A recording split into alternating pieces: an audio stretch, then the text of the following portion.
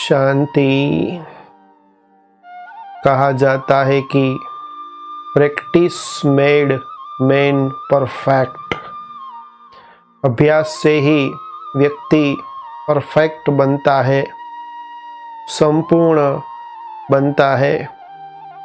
तो चाहे कोई भी जीवन का फील्ड हो, क्षेत्र हो, खेल हो, पढ़ाई हो, कोई भी चीज हो, उसमें प्रैक्टिस चाहिए, अभ्यास चाहिए। तो इसके ऊपर ही आज की कहानी है, जिस कहानी का नाम है अभ्यास का महत्व। तो प्राचीन समय की बात है कि प्राचीन समय के अंदर विद्यार्थी शिक्षा लेने के लिए, पढ़ने के लिए गुरुकुल में जाया करते थे। माँ बाप भी बच्चे को पढ़ाने के लिए, शिक्षा ग्रहण करने के लिए गुरुकुल में भेजते थे।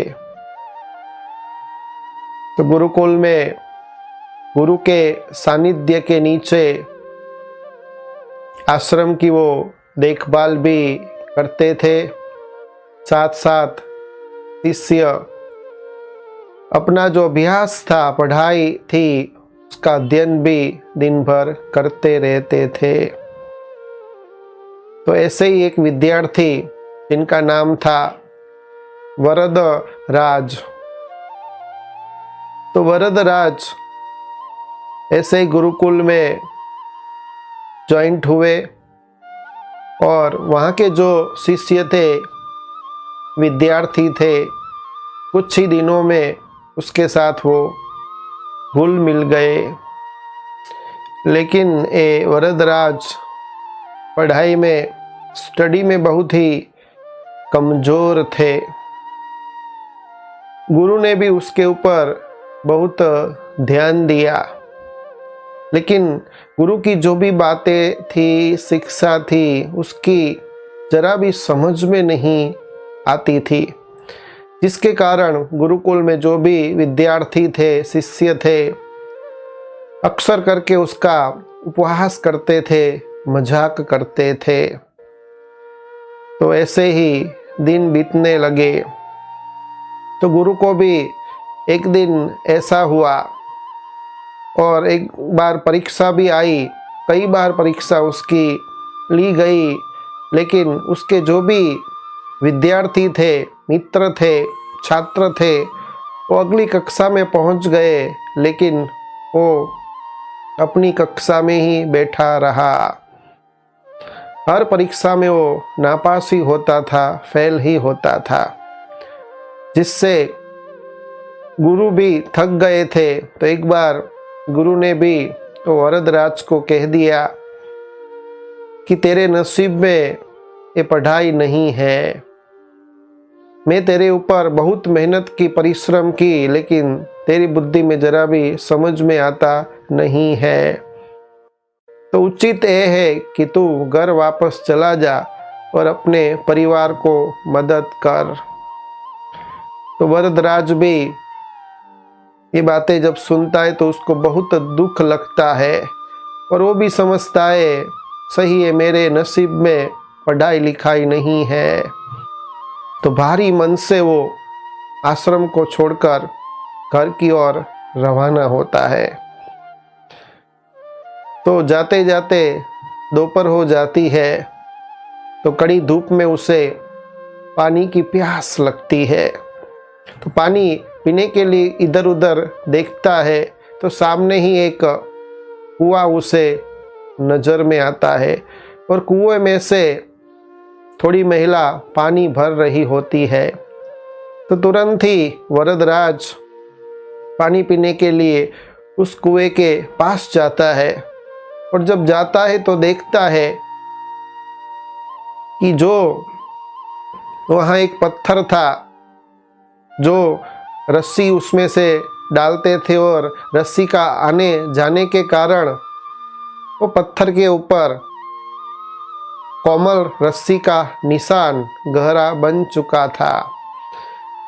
तो वरदराज का ध्यान उस पत्थर के ऊपर पड़ता है और जो वहाँ महिलाएं खड़ी होती है उसको वो प्रश्न पूछता है कि ये निशान आपने कैसे बनाया पत्थर के ऊपर।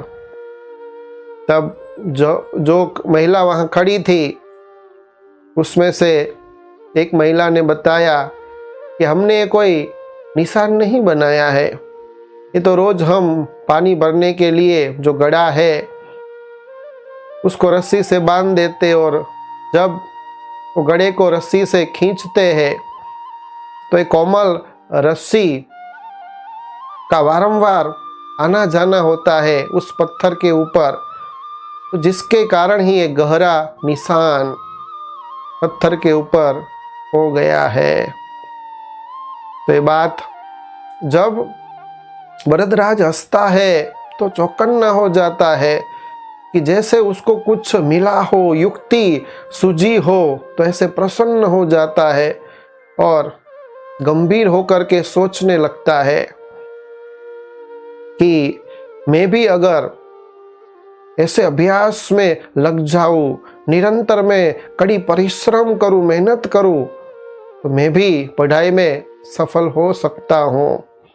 तो जैसे रोज रस्सी का आना जाना, कोमल रस्सी है फिर भी एक पत्थर के ऊपर पानी खींचते समय जब रोज आना जाना होता है तो अपनी रस्सी भी अपनी गहरी जो छाप है, निशान है, वो कड़े पत्थर के ऊपर भी वो छाप देती है, निशान बना लेती है।